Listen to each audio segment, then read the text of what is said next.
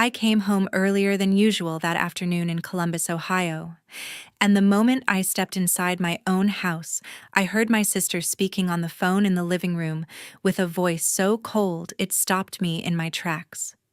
She had no idea I was standing there just a few feet away listening to every word.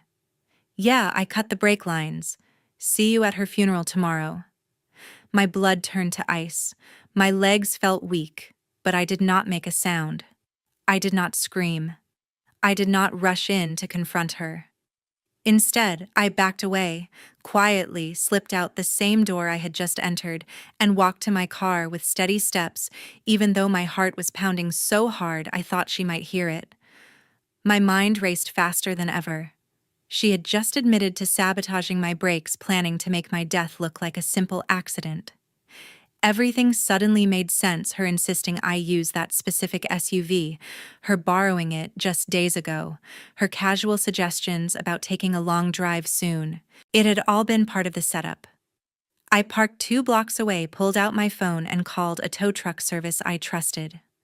When they arrived, I gave clear instructions: take the SUV directly to my sister's house and deliver it to the front door. I wrote a short note, folded it with the keys, and handed it to the driver. "Give this to whoever answers. Tell them it's a gift from his wife." The driver raised an eyebrow but nodded. As the truck pulled away with the car that was meant to end my life, I stood on the sidewalk and waited. Before I tell you what happened next, do me a huge favor. Hit that subscribe button and turn on notifications so you never miss a story. Drop a like if you're already hooked, and comment below telling me which city you're watching from. It really helps me keep bringing you these real-life dramas. Now let's get back to the story. Growing up in Columbus, Ohio meant our family always stayed close to the Ohio State campus, where Dad worked as a professor and Mom ran a small rental office for student apartments. Everything changed when my parents died suddenly in a car crash a few years back, leaving behind a solid estate with the main house, several rental units pulling steady income, and a trust fund worth around $800,000 invested mostly in safe stocks. Dad made sure the will named me, Reagan Blake, as the sole trustee because he knew my finance job at the local bank gave me the skills to handle it all without mistakes. Mom agreed during those last family meetings, explaining she trusted me to keep things stable for everyone involved. I took the role seriously, reviewing statements monthly, paying bills on time, and only releasing funds for approved needs like repairs or emergencies. Savannah, my sister, started showing her frustration almost right away during the first trust meeting at the lawyer's office. She crossed her arms, leaned forward, and said, "Reagan, this is ridiculous. I should get my share up front instead of waiting for your approval every time." I explained the rules came straight from Dad's instructions to protect the assets long term, but she rolled her eyes, muttering about how controlling it felt. Over coffee the next week, she called, insisting I loosen up because life's too short. "Come on, Reagan, just wire me $20,000 for a new kitchen. We deserve nice things after what Mom and Dad went through," she pressed, while stirring her drink aggressively. I reminded her the trust limited large withdrawals to prevent risks, yet she hung up, slamming the phone down, claiming I acted like their replacement boss. Back when we were kids, the two of us shared everything from secrets about school crushes to late-night drives around campus laughing over Dad's bad jokes. We teamed up against bullies, built forts in the backyard, and promised to always have each other's backs no matter what. Those days felt unbreakable, with Mom baking cookies while we planned our futures right there in the kitchen. Things shifted slowly after the funeral, when Savannah skipped family dinners, claiming work stress, though we both knew her sales job paid decently. She stopped calling daily, switched to texts full of complaints about money, and rarely visited without bringing up the trust.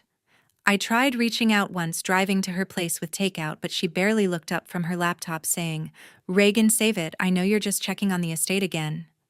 Then Savannah married my brother-in-law, Chase, a solid engineer from a nearby firm, during a quick ceremony at City Hall. She glowed at first, posting pictures everywhere, but soon the calls turned bitter. Chase and I can't even remodel the bathroom because your rules tie up the cash, she complained one evening over speakerphone, while he stayed silent in the background.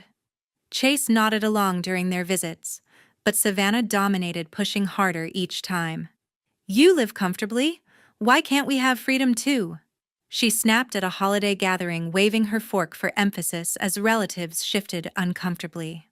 I stayed calm, repeating the will's terms, yet she stood up abruptly, declaring the system unfair before storming to the kitchen.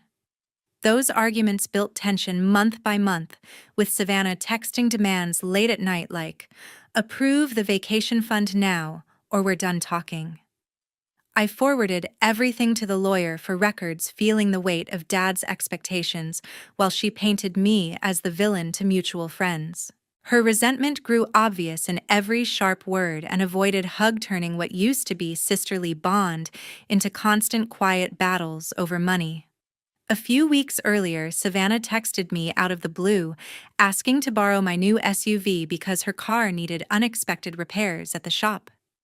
"Reagan, please, it's just for a couple days," the mechanic quoted. 2 weeks, "and I have client meetings all over town," she wrote, adding a string of pleading emojis. I agreed, dropping the keys at her place that evening, figuring it would save her hassle.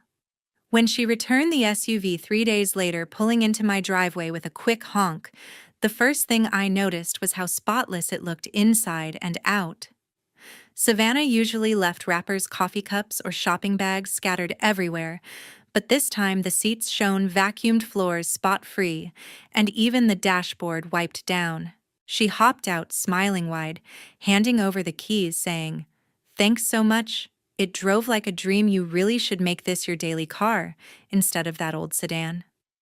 I thanked her casually, but her comment stuck with me because she repeated it twice more over the next week. During a quick lunch, she leaned across the table, pointing at my keyring, insisting, "Seriously, Reagan, sell the sedan. The SUV handles so much better, especially on highway drives." Then, in a group text, she added, "You'd save on gas too, switch already." Her push felt off since she never cared about my vehicles before. That pattern kept building until one afternoon, when Savannah stopped by, supposedly to return a borrowed jacket. After she left chatting brightly about weekend plans, I stood in the kitchen staring at the SUV parked outside. Something about her insistence combined with the unusual cleanliness gnawed at me enough to walk out to the garage alone. Opening the door, I crouched down, shining my phone light under the chassis, spotting fresh oil drips forming small pools on the concrete, plus a faint gasoline smell hanging in the air. My stomach tightened as I straightened up, wiping my hands on my jeans, wondering what could cause that so soon after her use. I grabbed my phone, scrolling for the number of Jed Harlan, the mechanic our family trusted for years, dialing him right there in the dim garage light. "Jed, it's Reagan Blake. Can you swing by tonight? Something's leaking under my SUV and I need eyes on it fast," I explained, keeping my voice steady despite the growing unease. Jed arrived within the hour, rolling his toolbox across the floor, jacking the vehicle up without delay. He worked quietly, at first sliding underneath with a flashlight, then emerged, wiping grease from his hands, his face turning serious. "Reagan, the brake lines are sliced almost clean through, done deliberate with a sharp tool to fail under hard pressure," he stated, showing me the damage close up. He pointed lower, adding, "Several wheel bolts loosened on purpose, plus the exhaust pipe clamp backed off. These aren't wear issues. Someone wanted this car to crash bad." That same night, I sat alone in the living room after Jed drove away, replaying his words about the deliberate damage while pieces from the past few years started falling into place with painful clarity. Savannah had begun blaming me openly right after the funeral gathering at the house, when relatives asked about the estate details during coffee in the dining room. She pulled me aside in the hallway, whispering harshly, "Reagan, you're holding everything too tight. Dad would want us splitting it evenly now, not you deciding alone." Her tone sharp enough to cut through the quiet morning chatter as I stood there stunned, trying to explain the legal process calmly. During the next family barbecue hosted at a cousin's backyard, she laughed loudly in front of everyone, saying, "My sister thinks she's the bank manager keeping us all on allowance forever," while passing salad bowls around the picnic table, waving them for emphasis. The group chuckled awkwardly, shifting topics quickly, but her words lingered, making me appear greedy when all I did was follow the lawyer's strict guidelines to avoid taxes or mistakes. I responded softly across the table. "It's just temporary until the probate closes fully." Yet, Savannah smirked, rolling her eyes dramatically for the others to notice, turning the moment into her performance.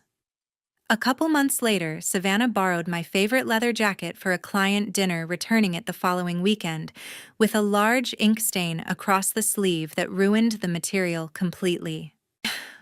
"Oops, Reagan, it leaked in my bag, sorry about that," she claimed, shrugging casually over coffee at my kitchen counter before adding lightly, "You can afford to replace it with all that control anyway, no big deal." I spent the afternoon scrubbing it out without complaining, knowing confrontation would only escalate, but the incident repeated in small ways, like my kitchen mixer cord mysteriously frayed after her baking visit, leaving it unusable, or favorite mug chipped after she used it during an argument about funds, claiming it slipped from her hands. Those incidents piled up quietly until I stopped dismissing them, especially now, with the mechanic's confirmation echoing in my head, making every past slight feel connected. I grabbed my phone from the coffee table, scrolling to the contact of my best friend Kendall Ross, hitting call, while pacing slowly across the carpet, unable to sit still. "Kendall, I have to tell you everything." The SUV brakes were sabotaged and point straight to Savannah. I started pouring out the details from the oil drips to Jed's exact findings without pausing for breath, my voice shaking slightly as the reality sank in deeper. Kendall stayed silent, listening, then spoke carefully once I finished. "Reagan, this sounds dangerous. You can't just accuse her outright. She'll deny it and turn people against you faster than you think." She continued, firmly pushing for caution. "Gather real evidence first, like photos, reports, or anything undeniable to protect yourself legally before saying a word." We talked for over an hour, dissecting possibilities, with her asking questions like, "Have you saved old messages or emails showing her anger over money?" pushing me to think practically while validating how betrayed I felt. Near the end, Kendall suggested a bold move that made me stop pacing completely. "Send the damaged car to her house tomorrow. Let Chase open the door to it with a note saying it's a gift from his wife," she proposed, voice calm but insistent, adding, "It puts the problem right in their driveway without risking a direct fight." I considered it, replying, "That forces her to face Chase directly without me in the middle. He needs to see the truth himself before she spins it." We hashed out details like the exact wording for the note, timing the tow, and even having the driver record the delivery before ending the call, feeling a plan take shape that finally gave me some control back. The next morning, I woke up determined to follow through on the plan Kendall and I had discussed the night before, without giving myself time to second-guess any part of it. I sat at the kitchen table with coffee in hand, writing a short note on plain paper, folding it carefully around the SUV keys, so the message stayed clear and direct, without room for misinterpretation. "Chase, this car is a gift from your wife. Enjoy explaining it." The words read in my neat handwriting, short enough to hit hard while leaving the real meaning hanging heavy. I called the same tow truck company from yesterday, speaking to the dispatcher calmly, giving exact instructions. "I need the black SUV in my garage pulled to this address today. Make sure the driver hands the keys and note directly to the man who answers the door." I explained, providing Savannah's full street details slowly for accuracy, adding, "Record the handover if possible for my records." The dispatcher confirmed the timing for mid-morning, noting the driver would follow through precisely, which gave me one more layer of documented proof. I waited inside, keeping busy with emails while watching the clock, until the estimated arrival time passed, feeling tension build with every minute of silence from my phone. The driver finally texted a short video clip showing the tow truck parking in front of Savannah's house on the quiet suburban street. Chase opened the door in casual weekend clothes, looking confused at first as the driver handed over the envelope and keys, explaining casually, "Delivery for this address from the registered owner with specific instructions." Chase unfolded the note right there on the porch, reading it slowly under the morning light, his expression shifting from mild curiosity to outright shock in seconds as the words sank in. He glanced up at the SUV still loaded on the flatbed, then back at the paper, turning noticeably pale while gripping the envelope tighter. He pulled out his phone, immediately dialing with quick taps, pacing the driveway in tight circles, speaking urgently the moment the call connected. "Savannah, get home right now. There's a tow truck in front with Reagan's car and a note saying it's from you. What is this about?" Savannah arrived home about 20 minutes later, pulling into the driveway fast enough for the tires to squeal slightly on the pavement as she jumped out, grabbing her bag hurriedly. "Chase, slow down. What's all this drama over a car delivery?" She started waving her hand dismissively toward the truck, trying to laugh it off lightly while approaching him quickly. Chase held up the note, thrusting it toward her face. "Read this yourself. It says the car is a gift from you. Explain that right now, because the driver mentioned possible sabotage." Savannah scanned the paper quickly, her forced smile fading fast as she stumbled over her first response. "It's obviously a mix-up. Reagan's overreacting to some minor issue. Calm down before the neighbors notice." Chase interrupted, voice rising with frustration. "Minor. The driver said professionals found deliberate damage to the brakes. This isn't normal. Savannah, tell me straight what you know about it." Savannah shifted her weight, glancing nervously at the truck. "I borrowed it, sure, but I didn't touch anything. Maybe the shop messed up. Stop jumping to conclusions." Chase pressed harder, stepping closer, blocking her path slightly. "The note points directly at you, and now deliberate damage. You're not making any sense here." Savannah raised her voice defensively, crossing her arms tight. "Reagan's always been controlling. She's probably setting this up to make me look bad. Believe me, not her twisted story." Chase shook his head, rubbing his forehead harder. "This isn't adding up at all, Savannah. We need to talk to her face to face immediately." 2 hours later, I sent a simple text to both Savannah and Chase, asking them to come over immediately because an urgent trust matter needed discussion in person without delay. I kept the message neutral on purpose, giving no hints about the real reason, while preparing the living room by placing my laptop on the coffee table ready to play the files. Chase replied, first confirming they would arrive, soon followed by Savannah's short, "On our way. What's the emergency?" with no further questions. They pulled into my driveway together, stepping out of the car with tense expressions as I opened the door before they knocked.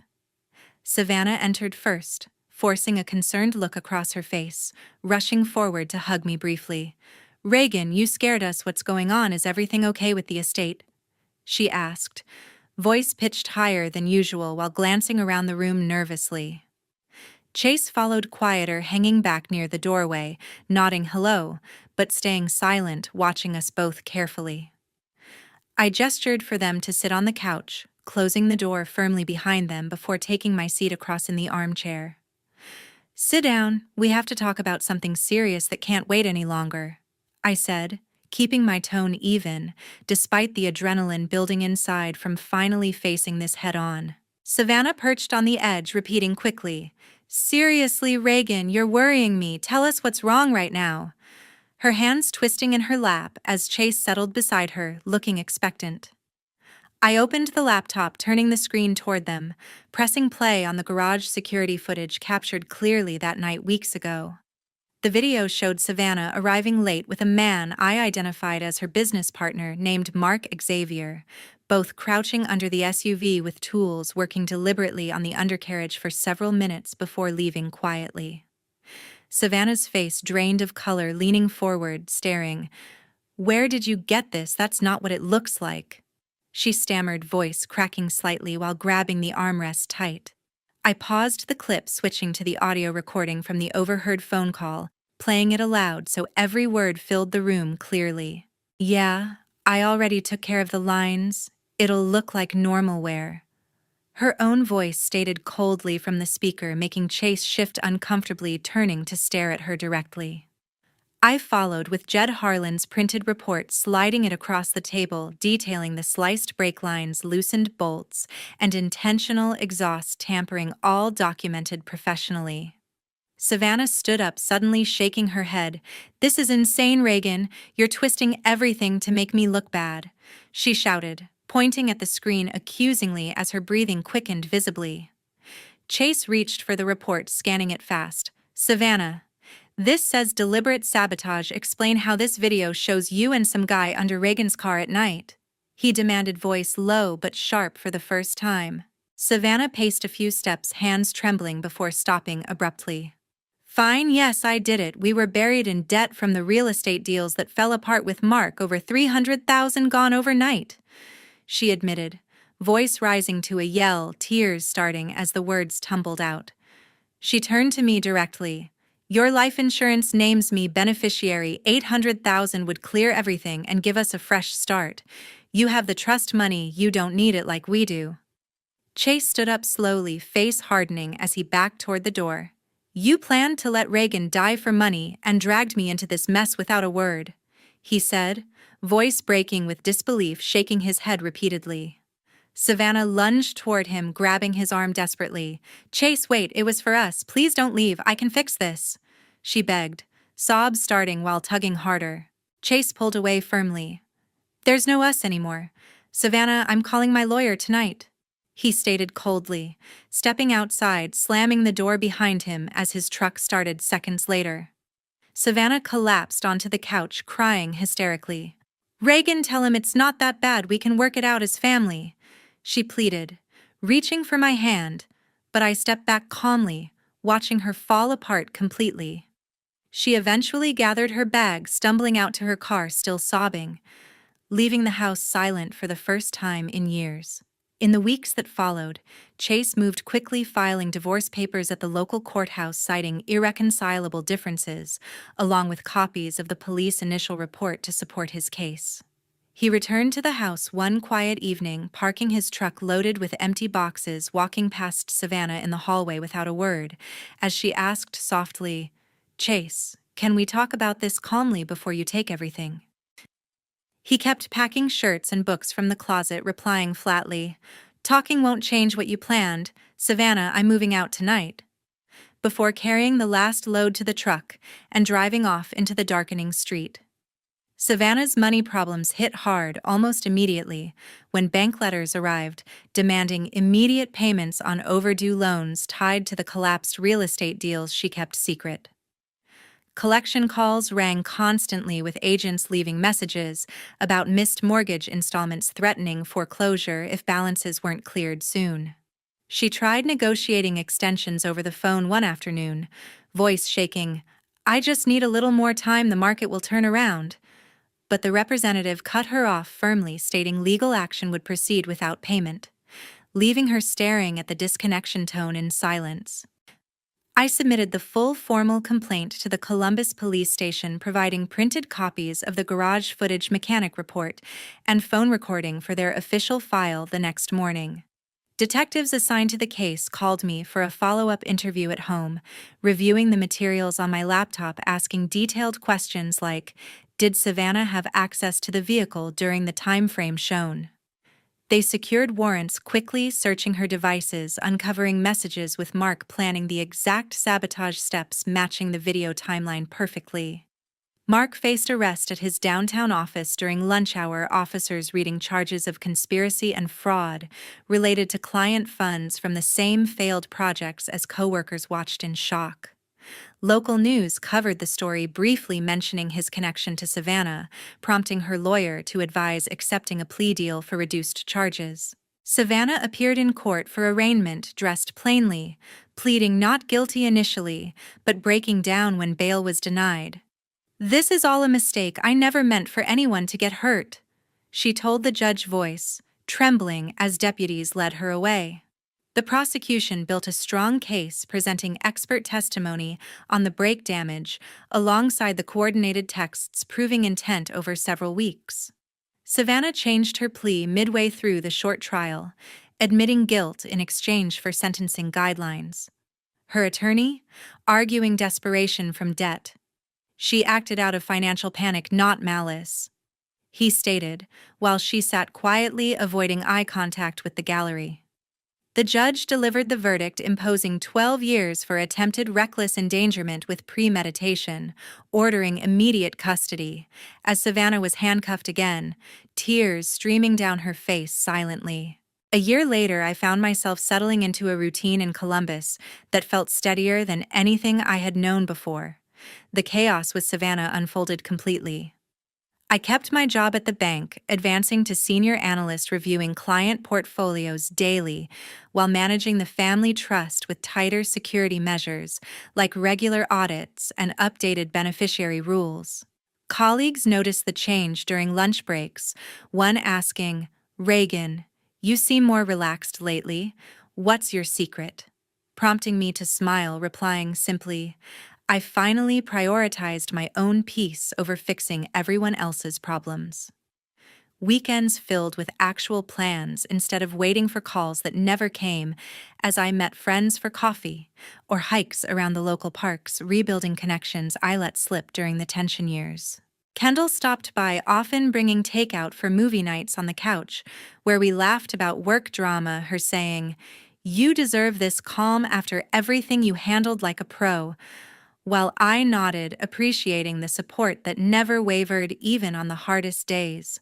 I hosted small gatherings at the house, inviting coworkers over for barbecues on the patio, sharing stories about travel plans or new recipes, without the shadow of family demands hanging over every conversation. One evening, a new friend from the office raised a glass, toasting to stronger boundaries and better company, making everyone cheer as I felt the weight of isolation lift completely for the first time in years.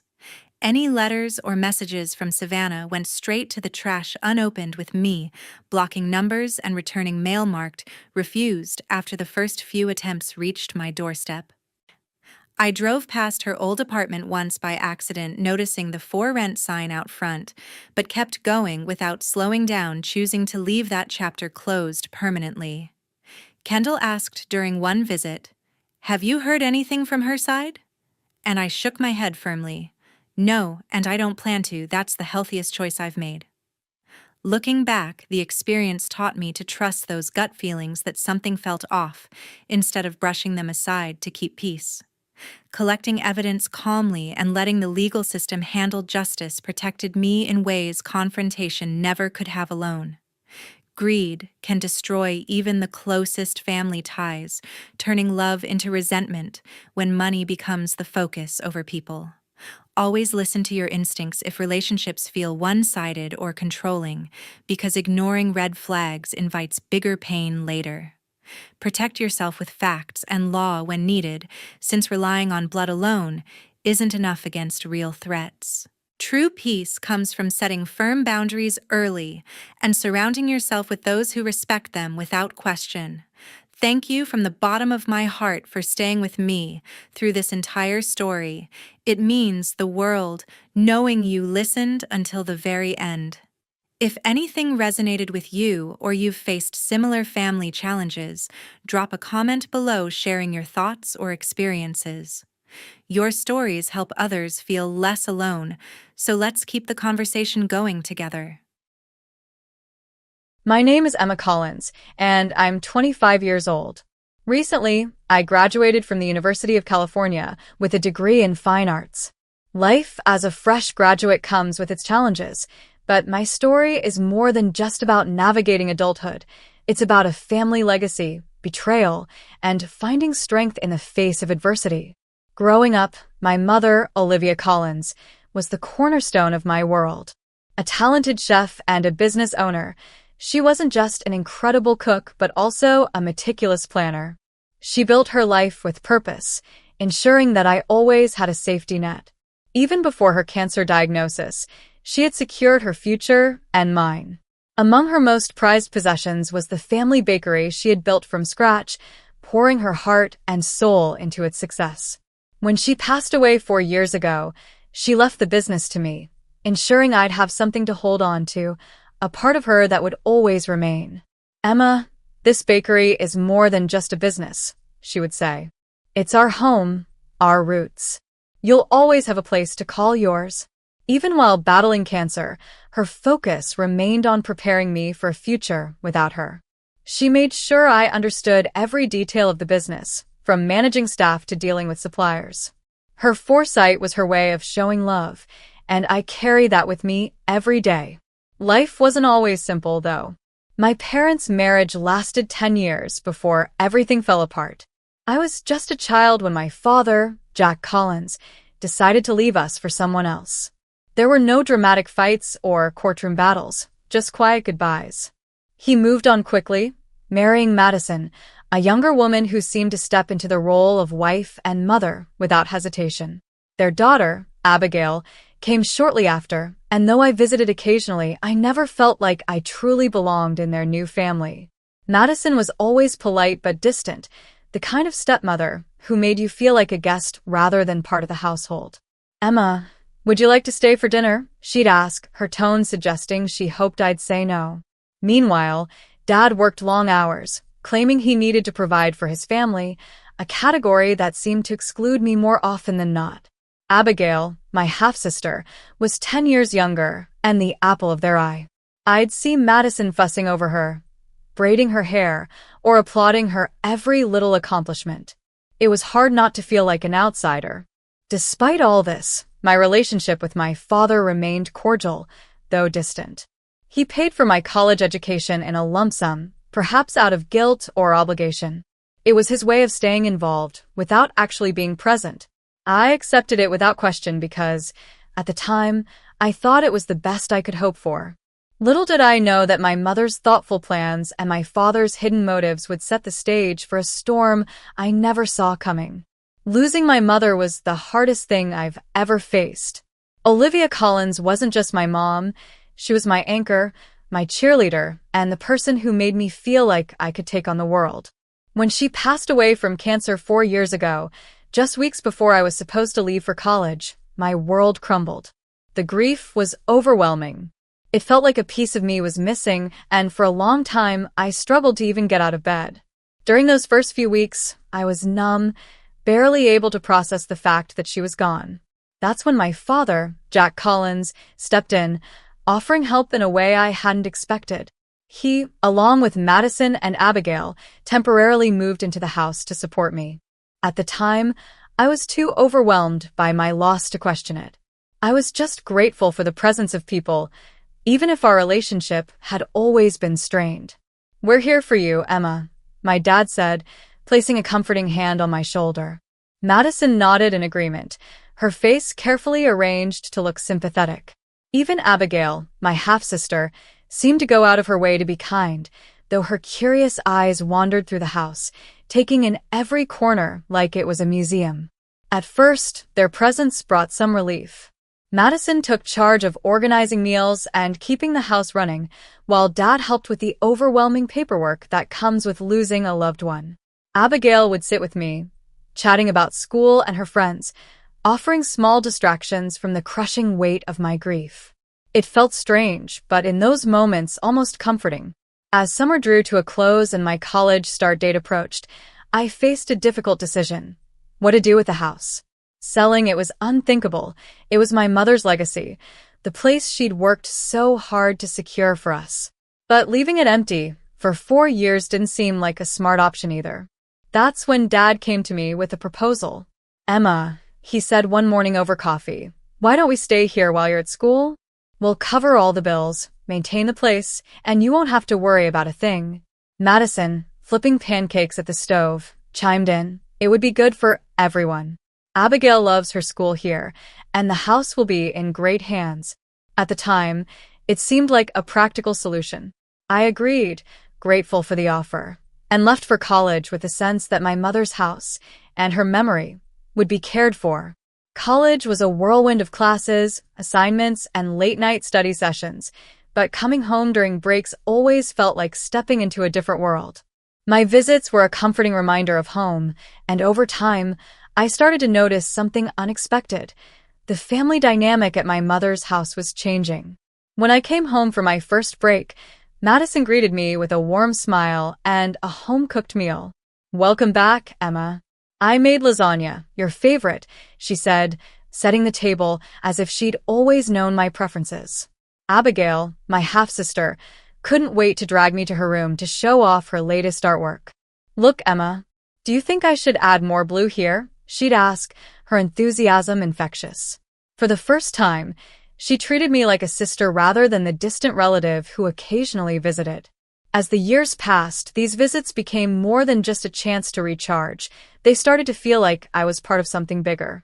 During Christmas breaks, we'd decorate the tree together, arguing playfully over ornaments. "Tinsel is so tacky," Madison would declare, while I'd laugh and insist it was classic.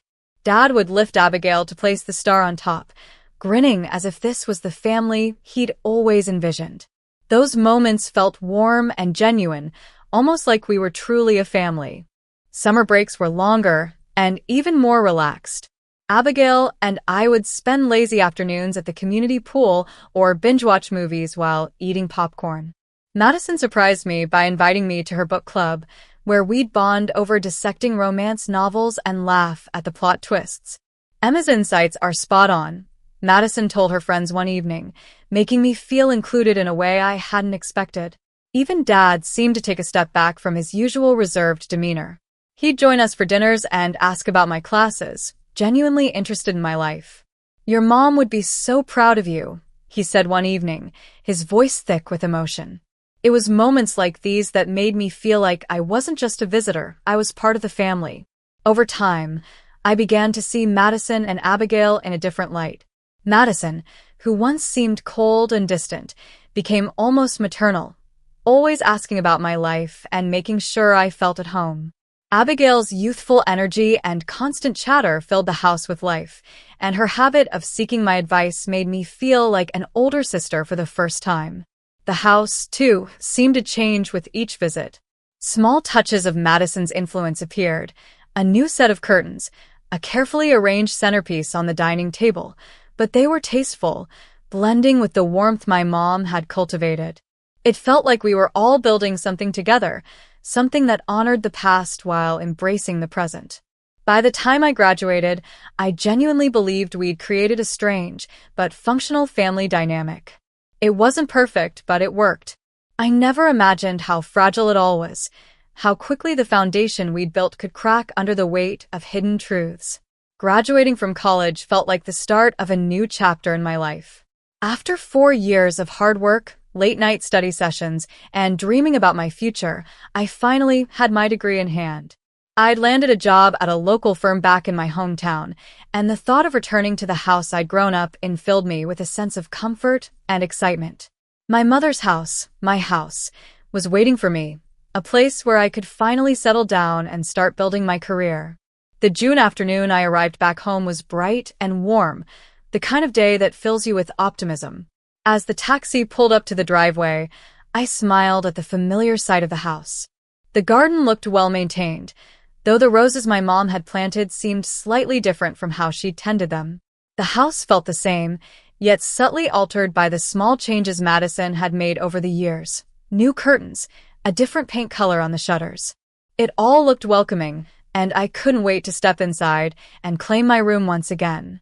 Dragging my suitcases up the front walk, I reached for my keys, eager to walk into the home that had always been a safe haven for me. But when I slid the key into the lock, it wouldn't turn. Frowning, I tried again, jiggling the key slightly. Still nothing. Confused, I muttered to myself, "What the hell?" and knocked loudly on the door. Surely it was just a mistake, a new lock installed without anyone thinking to send me a spare key. After a moment, the door opened, and Madison stood there, her expression shifting from surprise to discomfort in an instant. She was wearing an apron dusted with flour, as if she'd been baking. "Emma," she said, her voice hesitant, "what are you doing here?" I wheeled my suitcase into the entryway, ignoring the awkwardness in her tone. "What do you mean?" "I live here," I replied, scanning the living room, which looked subtly different from how I'd left it. New furniture arrangements, a different rug. "Why were the locks changed?" Before Madison could answer, Dad appeared from the living room, his face pale and his movements stiff. Abigail trailed behind him, looking nervous, but staying silent. Emma, Dad began, rubbing the back of his neck, a telltale sign he was uncomfortable. Let's talk in the office for a minute. Alarm bells started ringing in my head as I followed him to the small office that used to belong to my mom. The walls were still lined with her books and certificates, but the air felt heavy, as if the room itself knew what was coming. Dad closed the door behind us and turned to face me, his hands shaking slightly. Emma, he started, his voice low, there's something I need to tell you. He paused, and I could see the weight of his words pressing down on him. Madison? Madison thinks this house belongs to me. I stared at him, uncomprehending. What are you talking about? Mom left this house to me. It's in her will. He nodded, avoiding my eyes. I know that. But when we moved in, I told Madison it was mine, that I'd given it to your mom out of kindness after the divorce, and that when she passed, it came back to me. The betrayal hit me like a punch to the gut. You lied to her? For 4 years. You let her believe this was your house? And now you're telling me that she doesn't even know it's mine? Dad's shoulders slumped. I didn't think it would matter. You were at college, and we needed a place to stay. I thought it would be temporary. Anger and disbelief surged through me. Temporary? This is my house, Dad. Mom's house. And you're telling me you've been living here, letting Madison act like it's hers, while you lied to her and to me? I was going to tell her the truth, he said weakly, but his words rang hollow. Just give me some time to figure out how to handle this. I shook my head, furious. You've already had 4 years, Dad. At that moment, Madison knocked on the door, her voice sharp. Is everything okay in there? The tension was suffocating, but one thing was clear. I wasn't going to let them continue this charade. The first few days back in the house were awkward, but I tried to convince myself that things would get better. After the confrontation with my father, I chose to keep quiet for the time being, hoping he would resolve the situation as promised. But the atmosphere in the house shifted almost immediately, and Madison's behavior quickly took a turn for the worse. It started with small things, comments that sounded polite on the surface, but were laced with subtle jabs. Emma, I reorganized the pantry for efficiency. You probably didn't notice since you've been so busy with college, she'd say, smiling too sweetly. Then there were the accidents. One morning, I found my favorite blouse in the laundry, ruined with bright pink streaks. Oh dear, Madison exclaimed when I confronted her, her tone dripping with mock concern. I must have mixed up the laundry baskets. These things happen when a house gets too crowded. Abigail, who had once been eager to spend time with me, now seemed distant and aloof. She rolled her eyes whenever I entered the room and started referring to me as that girl during her loud phone conversations with friends. The little sister who once showed me her artwork and shared secrets now treated me like an unwelcome guest.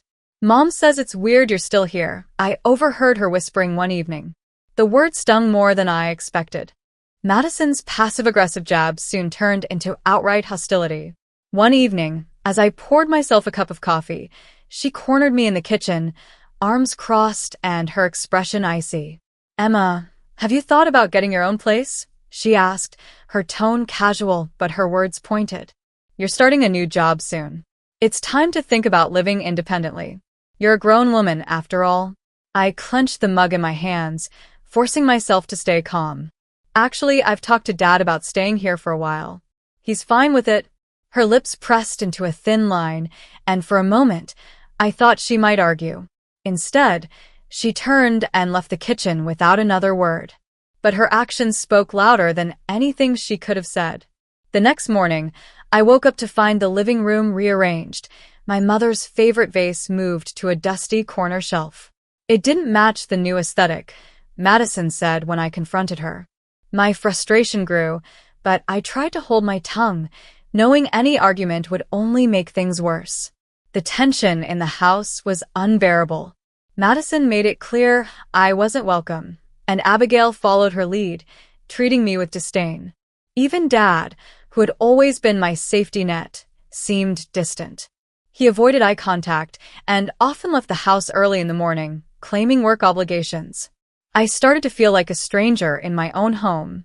Family dinners became a battlefield of subtle digs and uncomfortable silences. Madison would cook just enough food for 3 people, then feign surprise when I joined them at the table.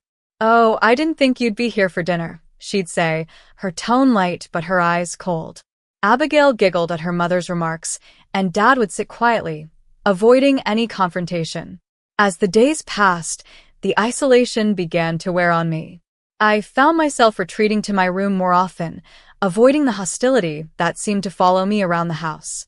But even there, I couldn't escape the suffocating sense of betrayal. This wasn't just about Madison anymore. It was about my father, the man who had stood by silently as his wife chipped away at my sense of belonging. I tried to focus on my new job and reconnecting with old friends to distract myself, but the weight of the tension at home lingered.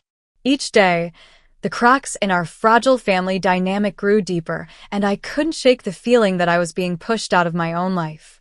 Saturday morning started unusually quiet. No sounds of Madison's weekend baking in the kitchen, no music blasting from Abigail's room, and no faint murmurs of the TV where Dad usually watched sports. The silence was eerie, like the house itself was holding its breath. I slipped out of bed and padded downstairs, calling out, "Hello, Madison? Dad?" But there was no response. The kitchen was spotless, not just clean, but in use since the night before. The living room looked untouched, with throw pillows perfectly arranged on the couch. Even the usual clutter by the entryway, Abigail's shoes, Madison's handbag, was gone. A quick glance outside confirmed it. Dad's car wasn't in the driveway. I checked my phone, expecting a note or text explaining their absence, but there was nothing. Confused, I dialed Dad's number. It went straight to voicemail. Frowning, I tried a few more times before reluctantly calling Madison. She picked up on the 4th ring, her voice sharp and impatient. "What do you want, Emma?" she snapped. The sound of waves and tropical music played faintly in the background. "I just wanted to know where everyone is," I said, caught off guard by her tone. I woke up, and the house was empty. She laughed, but it wasn't the warm kind of laugh. It was mean, cutting. "Oh, didn't we tell you? We're in the Maldives. First-class flights. Luxury resort. The works." Her voice dripped with mockery. "We didn't mention it because, frankly, we didn't want you tagging along and expecting us to pay for you." "What?" I stammered, disbelief mixing with anger. "Madison, what are you talking about? You left without saying anything." "Save it," she interrupted coldly. "I'm done with this whole situation. You're nothing but a freeloader living in our house, mooching off us like you own the place. Your father might tolerate it, but I won't. Do you know how embarrassing it is to have a grown woman squatting in our home?" Her words hit like a slap, but she wasn't finished. "When we get back, I want you gone. Pack your things and leave, Emma. And don't think you can guilt your father into letting you stay. He agrees with me. He's just too spineless to tell you himself. We've already blocked your number. Have a nice life." The line went dead before I could respond.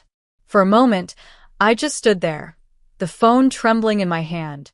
Her venomous words echoed in my mind, and the weight of the betrayal hit me like a tidal wave.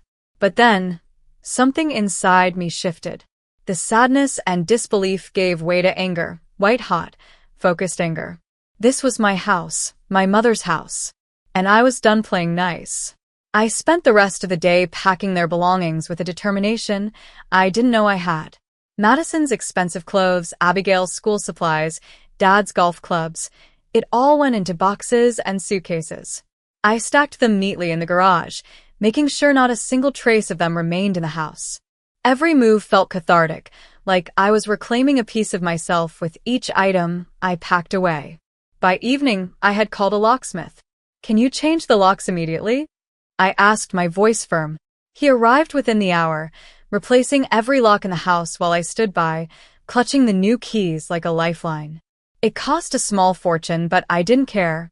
As I closed the door behind him, I felt a strange sense of relief. This was my house again, and no one was going to take it from me. Friday evening, I pulled into the driveway after a long day at work and immediately spotted their car. They were back.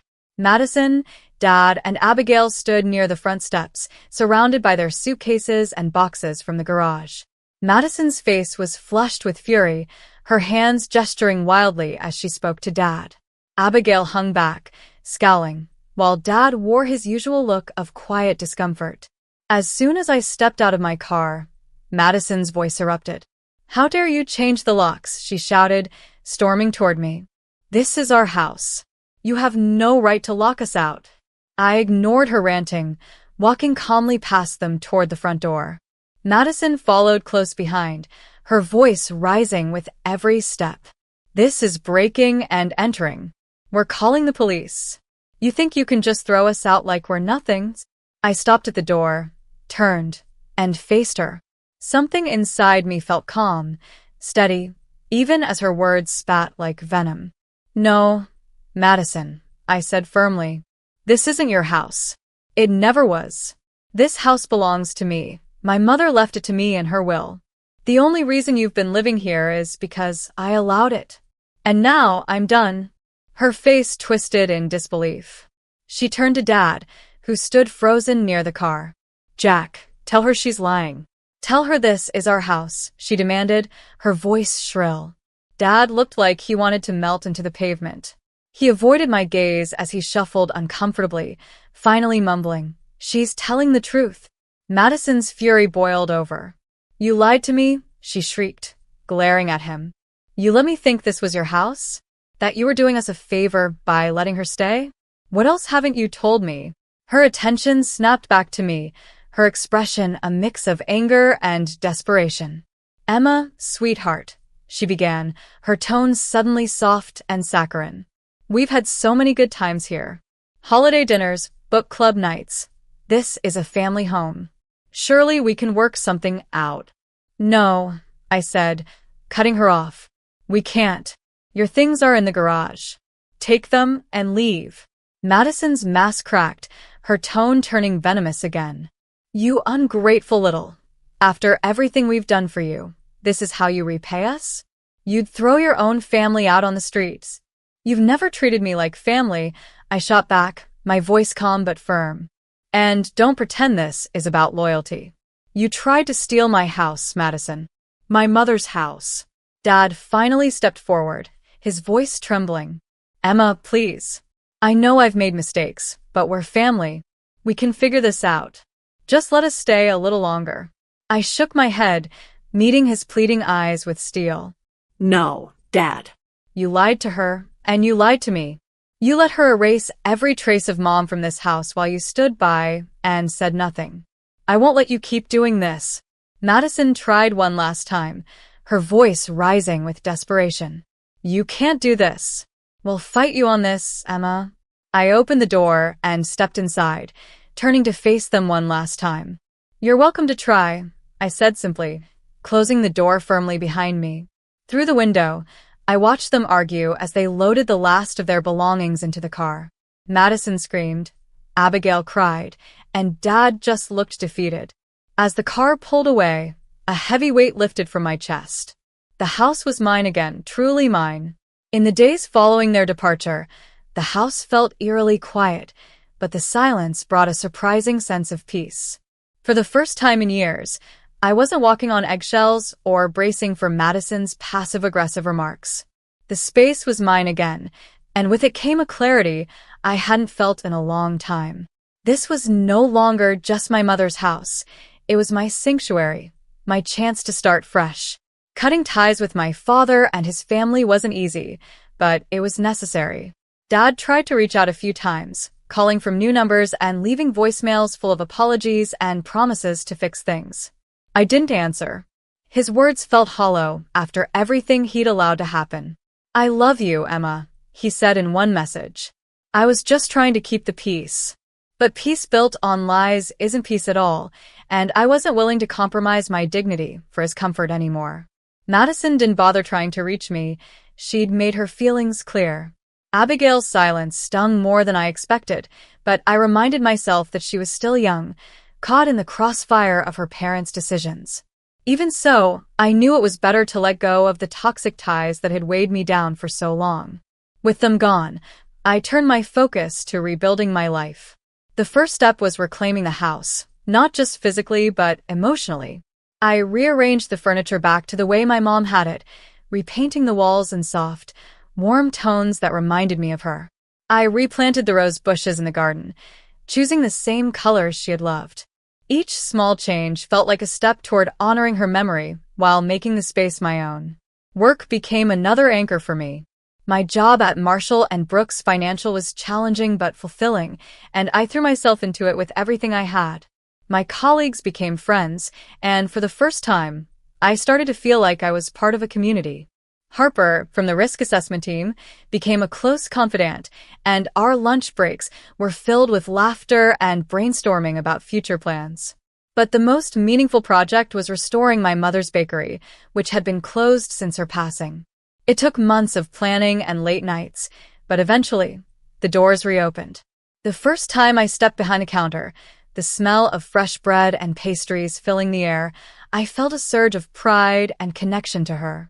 The bakery wasn't just a business, it was her legacy, and now it was mine to carry forward. In the quiet moments, I often thought about everything that had happened. The betrayal, the heartbreak, the loss of people I had once called family. But I didn't dwell on it with bitterness. Instead, I saw it as a chapter in my story, one that taught me the importance of boundaries, self-respect, and the power of starting over. Healing isn't linear, and it isn't easy. But standing in my mother's house, surrounded by the life I was building, I felt something I hadn't in years. Hope. My mother had always believed in planning for the future, and now I understood why. She had given me the tools to stand on my own, even when the people I trusted the most let me down. As I looked out at the garden, the roses blooming in the evening light, I knew I was ready to move forward. This house, this life, it was mine, and I would build it into something beautiful. For her, for me, and for the future she always wanted me to have. Jennifer Clark stood by the small kitchen window of her apartment, cradling a warm cup of coffee as the morning sunlight streamed in. The tiny Boston apartment wasn't much, but it was home. A home she had built with quiet resilience and unwavering love for her son, Tyler. She took a slow sip, letting the warmth settle inside her, but the knot in her stomach refused to loosen. Today was the day she had been dreading. "Mom, I can't tie my tie." Tyler's voice echoed from the living room. Jennifer turned to see her 8-year-old son standing in front of the mirror, his small fingers fumbling with the red tie draped around his neck. She set her cup down and knelt in front of him, smoothing the fabric between her fingers.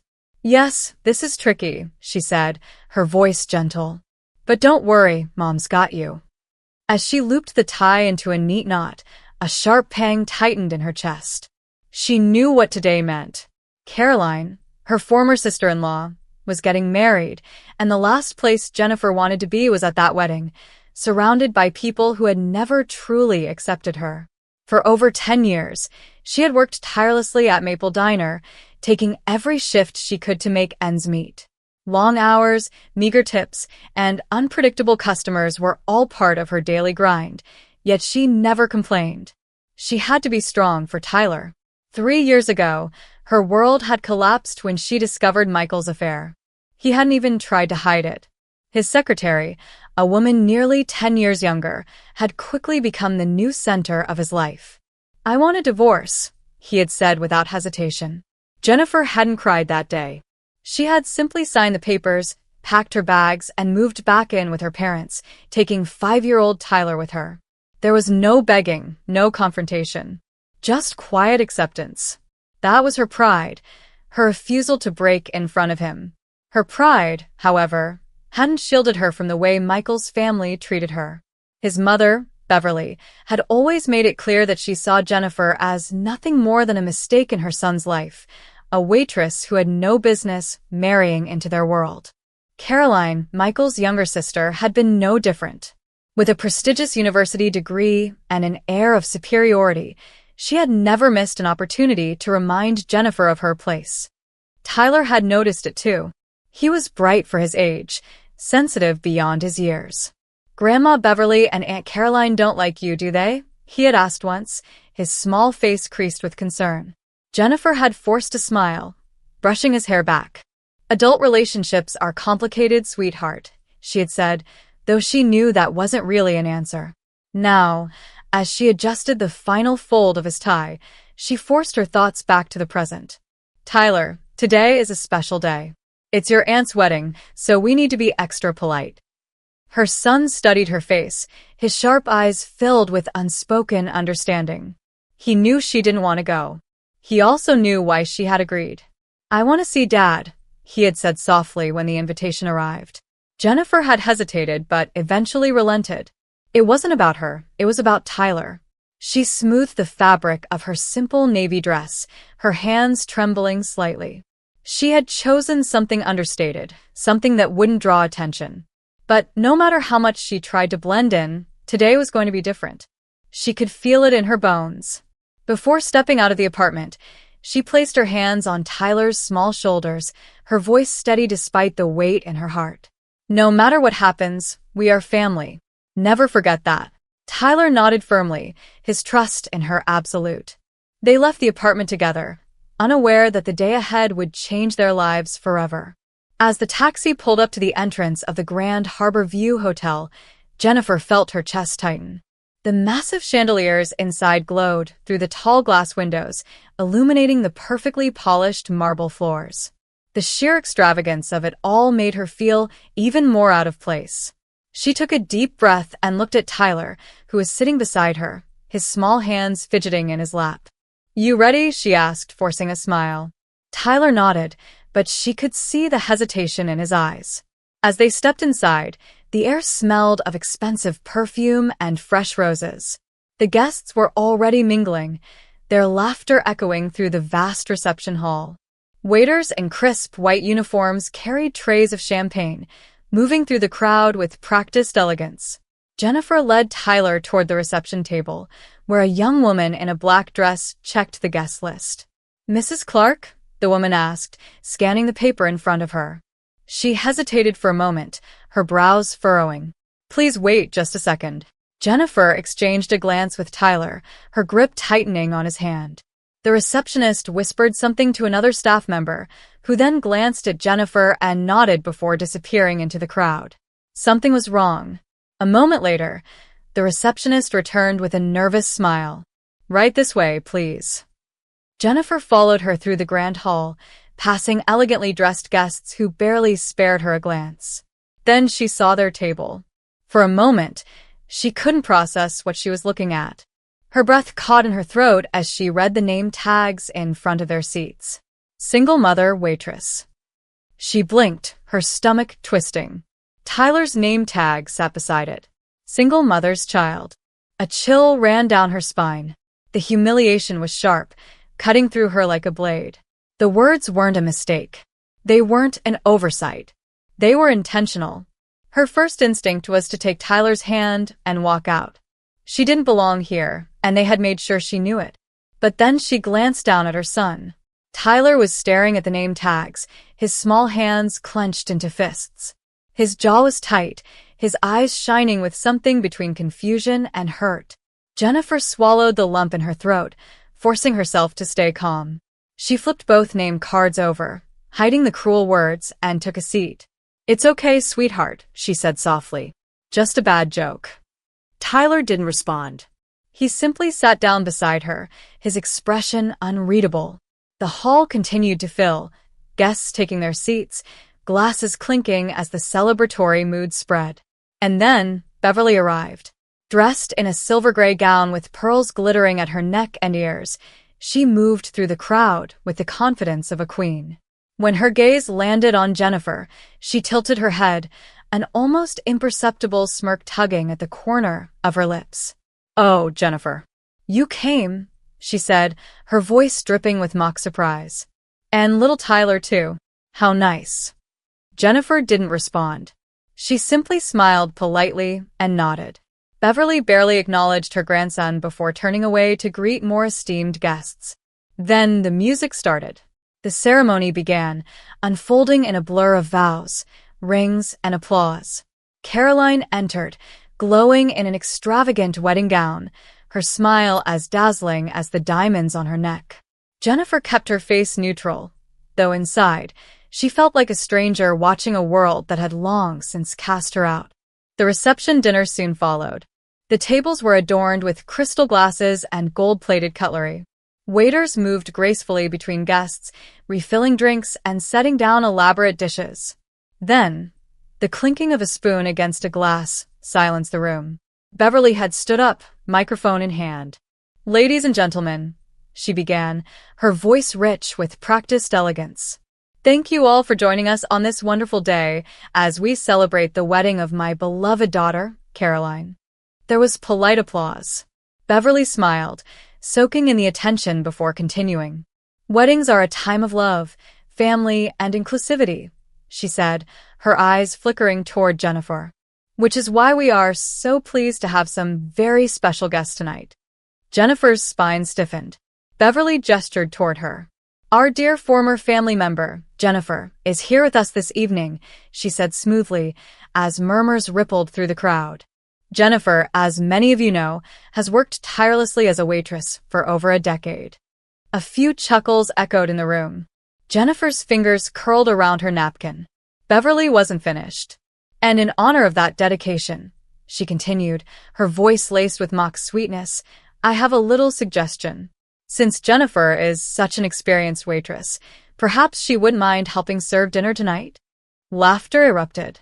Jennifer's entire body went numb. She could feel every set of eyes on her, waiting for her reaction.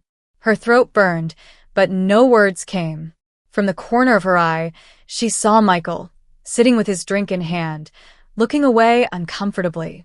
But he did nothing, said nothing. The room blurred. The laughter, the whispers, the humiliation pressing down on her like a weight she couldn't lift. She wanted to stand, to leave, to take Tyler and never look back. But then something shifted. Beside her, Tyler's chair scraped against the floor. She turned her head in time to see him standing up. The entire room fell into silence. Jennifer's heart pounded. Tyler, her 8-year-old son, stepped forward, his small frame facing a crowd of well-dressed adults. His voice was steady, unwavering. "I have a present for the bride," he said. The laughter stopped. Caroline's smile froze. Jennifer's breath caught in her throat as she realized Tyler wasn't done yet. And whatever he was about to say would change everything. Tyler pushed his chair back, the scraping sound cutting through the silence like a blade.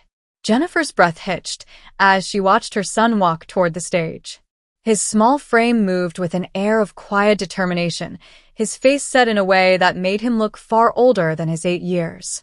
The room, once filled with laughter at his mother's expense, fell into a hush. All eyes turned toward the boy as he climbed onto the stage, standing barely tall enough to reach the microphone. He took a deep breath. "Please stop making fun of my mom." His voice was small, yet steady, clear enough to carry through the massive hall. The silence deepened. Jennifer's heart pounded in her chest. Tyler stood alone, facing an entire room of well-dressed adults, his hands clenched at his sides. "My mom works hard every single day," he continued. His voice didn't shake, though his fingers twitched slightly. "She wakes up at 5 in the morning to pack my lunch. She helps me with my homework, even when she's so tired she can barely keep her eyes open. She stands on her feet all day at work, smiling at rude customers, just to make sure I have everything I need." Jennifer felt tears prick at the corners of her eyes. "She never complains," Tyler said. "Even when people treat her badly. Even when people laugh at her." His gaze swept the room, his bright blue eyes filled with something fierce and unbreakable. "But nobody has the right to treat her like this." Beverly cleared her throat, stepping forward with an uneasy chuckle. "Sweet boy," she cooed, her voice dripping with fake sweetness. "Why don't we leave the grown-up talk for later? I'll buy you some ice cream, Chocolate? Or maybe 2 scoops. Tyler's expression didn't change. He didn't move from the microphone. "I don't want ice cream." Beverly's smile faltered. "I want people to stop treating my mom like she doesn't matter," he said, his voice sharp now. "Because she does." A murmur ran through the crowd. A few guests shifted in their seats, suddenly uncomfortable. Beverly opened her mouth again, likely to dismiss him, but Tyler wasn't finished. I wasn't going to say anything today, he admitted, his small fingers tightening around the edges of the microphone. But after what you just did, Grandma Beverly, I think everyone deserves to know the truth. Jennifer stiffened. The truth? A nervous ripple spread through the crowd. Caroline, seated at the head table, suddenly straightened. She glanced at Michael, then at Beverly, then back to Tyler. What are you talking about, sweetheart? She asked, forcing a bright smile. It's a wedding. Let's not ruin it with. I heard you, Tyler interrupted. His voice was steady, but his little shoulders were tense. The room went still. Caroline's smile froze. Michael sat rigid in his chair, his fingers gripping the edge of the table. Tyler swallowed hard, but his eyes didn't waver. 3 days ago, I went to your house, Aunt Caroline, he said. Mom forgot to mail a letter, so I was on my way to piano class and decided to drop it off. But when I got there, I saw Dad's car outside. Michael's face paled. Jennifer's stomach twisted. The door was open a little, Tyler continued, and I heard you two talking inside. A shudder passed through Caroline, her hands gripping the edge of the tablecloth. That's ridiculous, she said quickly. You must have misheard, sweetheart. I have proof. Tyler pulled something from his pocket. Jennifer gasped. A phone. Michael's old phone. A birthday present he had given Tyler months ago. The blood drained from Caroline's face. Tyler calmly tapped the screen and held it up to the microphone. For a second, there was only static. Then came the voices. Mike, I want to see Jenny's stupid face at the wedding. I'll write, single mother, waitress, and humiliate her in front of everyone. The plan is perfect. Beverly is on board, too. Jennifer's breath caught in her throat. The voice was Caroline's. There was a collective gasp from the audience. Someone knocked over a glass. Another voice came through the speaker. Michael's. Be careful. What if people find out you're pregnant with my child? Our relationship will be exposed. The room erupted into chaos. A woman screamed. Someone dropped their fork with a loud clatter. The murmurs turned into frantic whispers. Jennifer couldn't move. She felt frozen, her hands gripping the table as the full weight of the revelation crashed down around her. Caroline and Michael. An affair. A pregnancy. A cruel plan to humiliate her. Michael shot up from his chair. Turn that off. But Tyler didn't. The recording continued. James doesn't know anything yet, Caroline's voice whispered, smug and delighted. If I tell him after we're married, it'll be too late. I've calculated the timing, so he won't know it's our child. Jennifer turned sharply. James, the groom, sat frozen, his face white as a sheet. His hands trembled where they rested on the table. His father slowly rose to his feet, his face hard. Son, he said firmly, we are leaving. James looked at Caroline. Caroline looked like she might faint. No, James, please. But James was already pulling off his wedding band. He placed it on the table and walked away. The whispers in the room grew louder.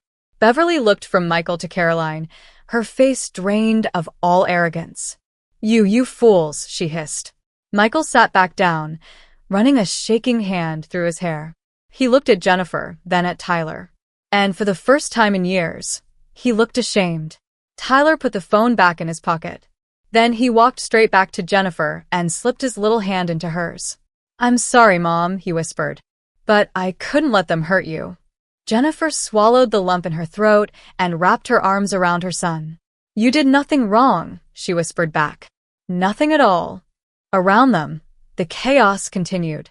Caroline was sobbing, Michael was silent, and Beverly was muttering about the disgrace of it all. But Jennifer didn't care. She took Tyler's hand. Let's go home, she said quietly.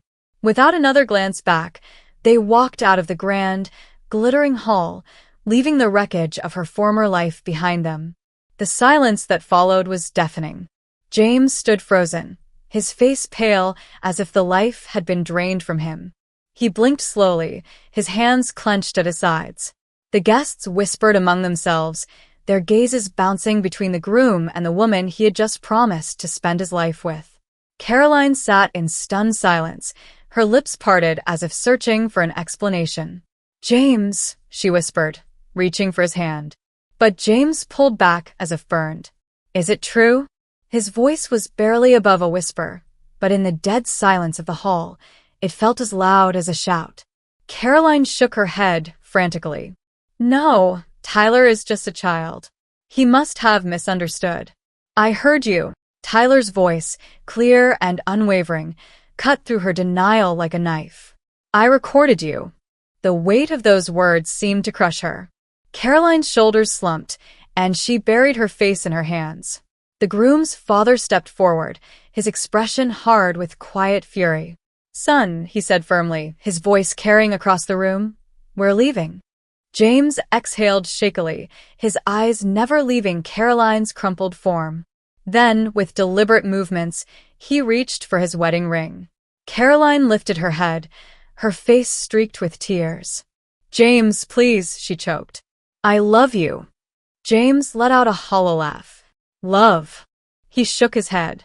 You are pregnant with my fiancé's brother's child, and you plan to lie to me about it. That's not love. Caroline lunged forward, grabbing at his hands. It was a mistake. I was scared. James stepped away, shaking his head. He turned, slipped the ring off his finger, and placed it gently on the table in front of her. Without another word, he walked away. The whispers turned into murmurs. Gasps of disbelief, hushed conversations, the shuffle of guests getting up from their seats.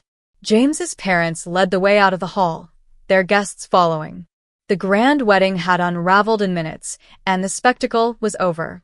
Michael, still sitting, let out a shaky breath and slowly rose to his feet. His gaze flickered from Caroline to Jennifer, then finally to Tyler. He swallowed hard. There's no point denying it, he muttered, rubbing his face. It's true. Caroline gasped as if his admission physically hurt her. Michael, he said. I said what you wanted to hear, he snapped. But the truth is out now. Caroline broke down completely, sobbing into her hands. Beverly, who had stood frozen through it all, suddenly found her voice. You absolute fools, she hissed. Her eyes darted around the room, taking in the disgusted stares of the guests who remained. You've disgraced this family. Do you have any idea what you've done? Michael shot her a bitter look. I learned from the best, Mother. Beverly reeled back, as if struck. For years, this woman had looked down on Jennifer, treating her as though she were nothing. But now, she stood in the ruins of her own family, the weight of disgrace crushing her beneath the judgmental gazes of the same people she had sought to impress. And Jennifer.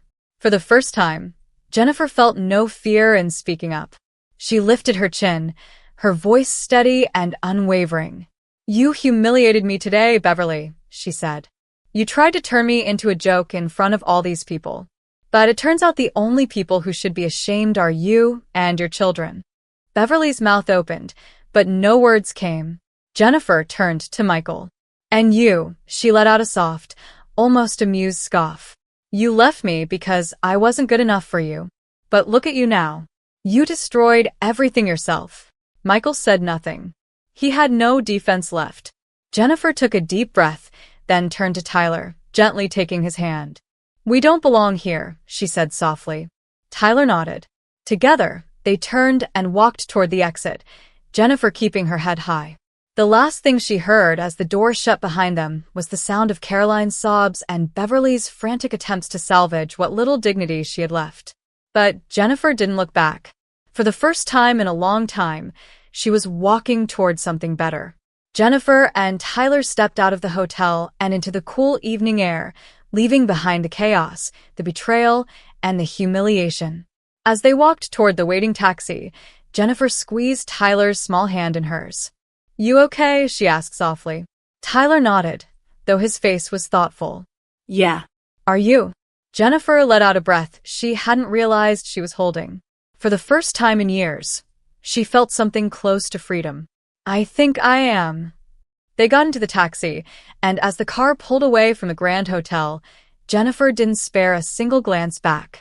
That world, Michael, Caroline, Beverly, none of it mattered anymore. The weeks that followed were nothing short of transformative. One afternoon, as Jennifer finished wiping down a table at Maple Diner, the owner, Mr. Hartman, called her into his office. "You've been here for over 10 years, Jennifer," he said, leaning back in his chair. "You've worked hard, never complained, and shown more resilience than anyone I've ever met." Jennifer blinked, unsure where he was going with this. "I want to promote you to deputy manager." Her heart nearly stopped. "Me?" Mr. Hartman chuckled. "Yes, you. It's about time." Tears burned at the corners of her eyes. She had spent so many years feeling invisible, struggling to prove her worth. And now someone finally saw her. "Thank you," she whispered. News of what had happened at the wedding spread quickly through the community. People who had once ignored Jennifer now saw her in a different light. Strangers came into the diner just to shake her hand. "You stood up for yourself," one woman told her.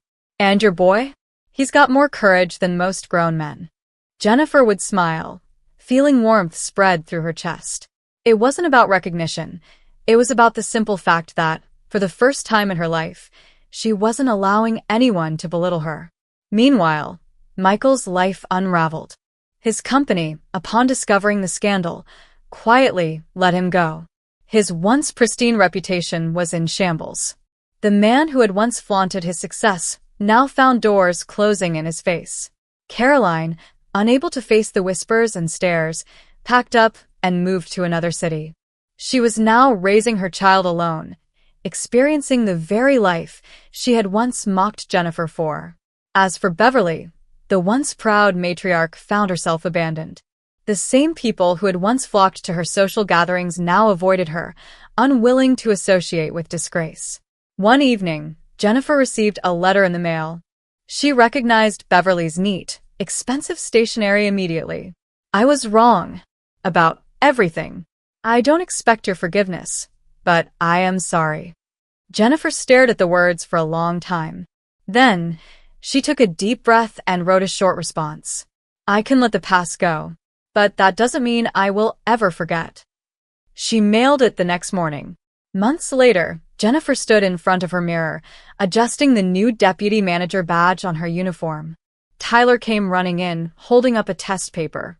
"A+, he grinned. Jennifer beamed and pulled him into a hug. She had been humiliated. She had been broken. But she had risen stronger. And for the first time in years, she was excited for the future. Jennifer sat on the couch, her legs tucked beneath her, watching as Tyler spread his books across the coffee table. His brows furrowed in concentration as he worked through a math problem, occasionally biting the tip of his pencil. Ever since that night at the wedding, something had changed in him. At school, he walked with more confidence. His teachers noticed his sharp mind, his classmates listened when he spoke. The boy who once hesitated to speak up now carried himself with quiet strength. One afternoon, he came home with a wide grin and a certificate in his hand. Mom. "I won the class debate." Jennifer beamed, pulling him into a hug. "That's amazing, sweetheart." "What was the topic?" "Standing up for what's right," he said, his eyes twinkling. Jennifer felt her heart swell with pride. Her son wasn't just brave, he was becoming a leader. Meanwhile, her own life had taken a new direction. 3 days a week, after her shifts at Maple Diner, she attended night classes at the local community college. Sitting in a classroom again after so many years felt strange at first, but she had never been more determined. She was finally pursuing what she had given up long ago, a degree in nutrition.